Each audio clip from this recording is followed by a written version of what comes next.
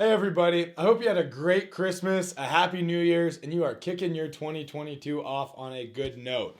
So, when we get to a new year, we often think about goals that we had for the year before and goals that we have for this upcoming year. And I do the same. And one of the goals I had for last year was that I wanted to become a more competent swimmer. So I could always kind of doggy paddle and everything, but I wanted to be able to swim laps and actually swim a decent distance. That was a big goal of mine.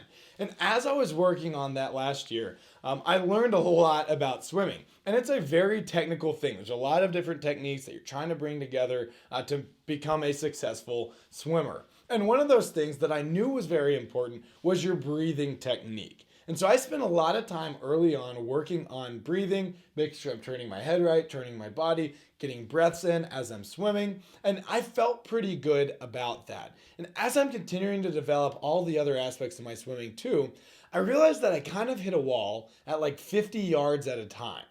I would get so out of breath after swimming like 50 yards, and I could not figure it out.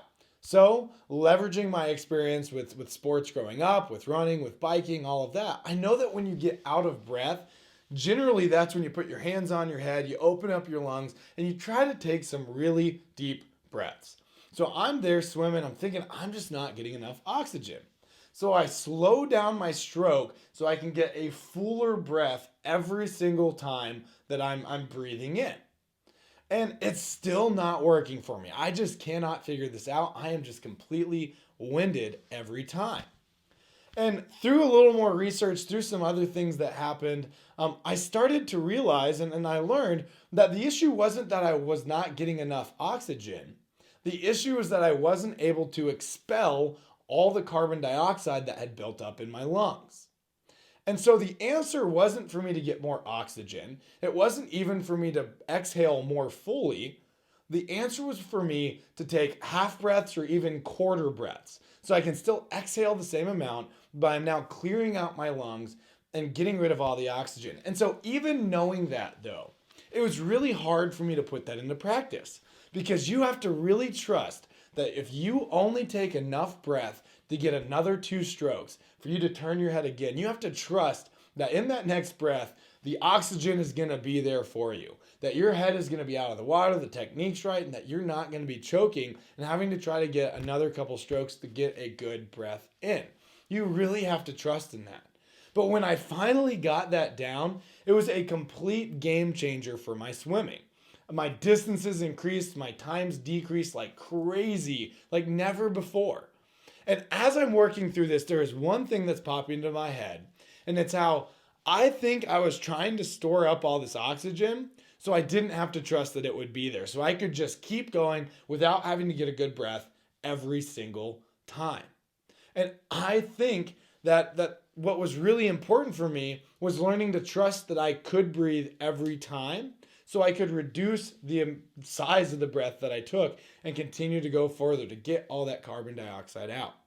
And for whatever reason, one verse kept popping into my head, and that's Luke 11, where Jesus is talking about the Lord's Prayer. And he says, "Give us our daily bread." And I always think about that, and that's not my favorite verse in the Bible. I'll be honest with you guys, because what that means for a planner isn't God, give me all the answers for the rest of my life. God, give me what I need to feel comfortable for the next year. What he's saying is, God, give me what I need today to be sustained so I can glorify you. And actually, if we look back in Proverbs chapter 30, verses 7 through 9, which I'll read to you guys, we see Solomon saying the same thing and adding a little more context, a little more wisdom to it. So I'm going to start in verse 7. He says, "Two things I ask of you, Lord. Do not refuse me before I die. Keep falsehood and lies far from me, and give me neither poverty nor riches, but give me only my daily bread. Otherwise, I may have too much and disown you, and say, 'Who is the Lord?' Or I may become poor and steal, and so dishonor the name of God." So what Solomon's saying here is, God, give me what I need for today. Because if I have too much, I might put my trust in myself. But if I have too little, I might dishonor your name by trying to think I need to get things for myself and having to go steal for them. So God, give me what I need for today to live in obedience, but to allow me to continue to trust in you and to allow me to glorify you in the best way possible. He's saying, God, help me to trust that every time I turn my head, there will be breath, there will be life there from you. So I don't have to feel like I need to store it up. And I feel like that is the best thing that we can do as people is train ourselves to know that in this race of life, that in this really long lap swim that we're doing, that every time we turn our head, God will be there. Life is there. We don't have to store this up for ourselves. We don't have to know what the answer is, because if we ask God for our daily bread, God, give me enough that I can trust you today and tomorrow and the next day. And I can look back and see how every single day, even when I didn't know the answers, even when I didn't know what was going to happen, God, you came through. And we build our trust and we glorify God in those moments. That's how people get those crazy stories about how God came through in their life in so many different ways.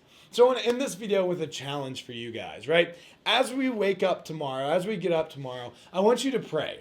And just normal prayer, whatever. But in that prayer, I want you to specifically ask God for your daily bread. I want you to ask God, God, give me what I need today so that I can build my trust in you and I can glorify you and live in obedience to you.